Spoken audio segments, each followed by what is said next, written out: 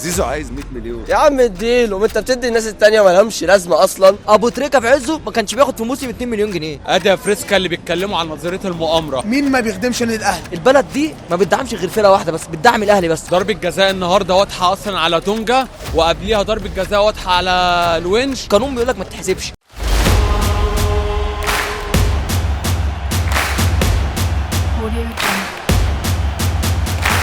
ضربة جزاء. ايوه يا عم طبعا، هي بتمشي بالحب مع كله. هتيجي عندنا وتقف يعني؟ ما نقول من الحب جانب يعني، الناس كلها تاخد واحنا تاخد عادي يعني. ما الناس بتقول لك ان نظريه المؤامره وان الدوله بتتعمر على الزمالك. ده احنا مركز ثالث يا عم، مؤامرة مين؟ يا عم ربنا ينصرنا بس ونعدي المراكز الثاني والاول، بعد كده لما نيجي اول يقولوا بقى مؤامره ومش مؤامره. حرام عليكم، ده احنا لسه بدري، ده احنا لسه زيزو هيمشي وهنتروق والدنيا ماشيه زي الفل. ده مفيش دكه اصلا، تلاقي دكه. انت شايف ان الزمالك يجدد لزيزو؟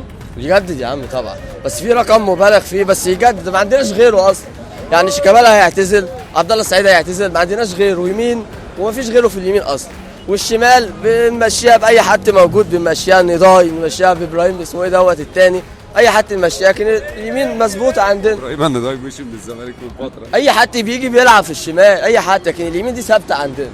هتجيب اي حد من اي حته هيلعب في الشمال. زيزو عايز 100 مليون يا عم اديله، ما انت بتدي الناس التانية ما لهمش لازمه اصلا، تديهم 20 و25 هم ما لهمش لازمه، ما بيعملوش حاجه. تيجي على اللي بيعمل ما تديلوش. يعني انت شايف الزمالك يدي زيزو 100 مليون؟ ما الناس كلها بتدي يعني، بيراميدز ما بيديش. والاهلي يقول لك مثلا الصفقه 25 مليون، تلاقي لاعب واحد بياخد 25 مليون، اتحداه.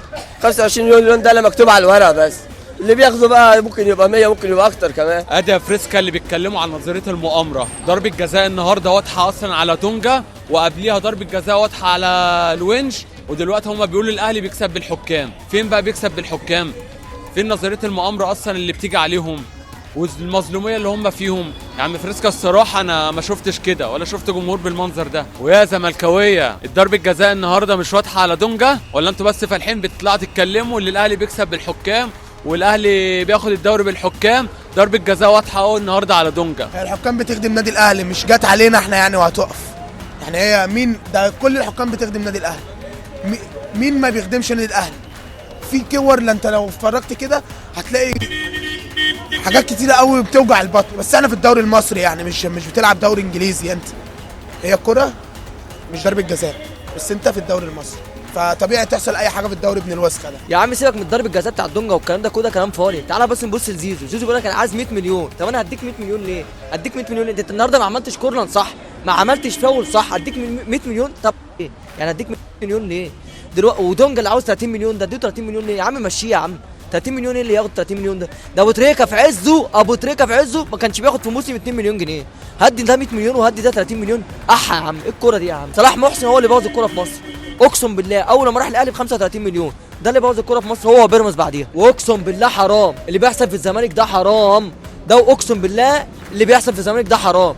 في لعيبه في الزمالك مش عارفه قيمه التيشيرت. يا جماعه انتوا بتلعبوا في نادي، في احسن نادي في افريقيا، اقسم بالله. وبالنسبه لي انا في احسن نادي في الكون. دونجا ده مش ابن النادي، زيزو ده مش ابن النادي. هات لي حد ابن النادي اللي بيخاف على الفرقه. هقول لك هم اتنين بس، فتحوا شيكابالا. يا جماعه فوق يا جماعه، لازم حسين لبيب لازم يصرف شويه. اصرف يا عم، هتبدا التحوش لغايه امتى؟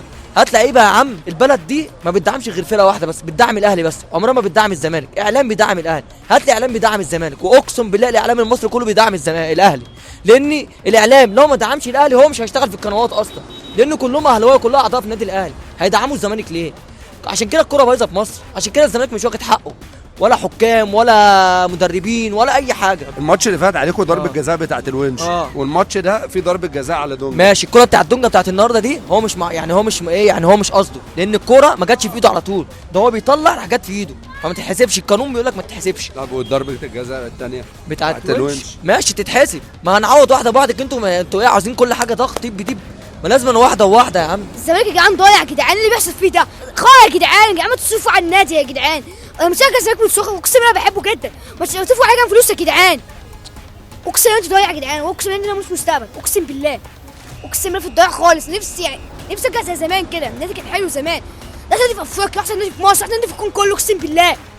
زعلان على الزمالك؟ قوي يا جدعان. يا عم زيزو ركز في الماتشات يا عم زيزو، احنا بنحبك. ده زي الخوف في الماتش ده يا عم. انت بتاخد 100 مليون، انا عايز تاخد. انت عملت ايه يا عم؟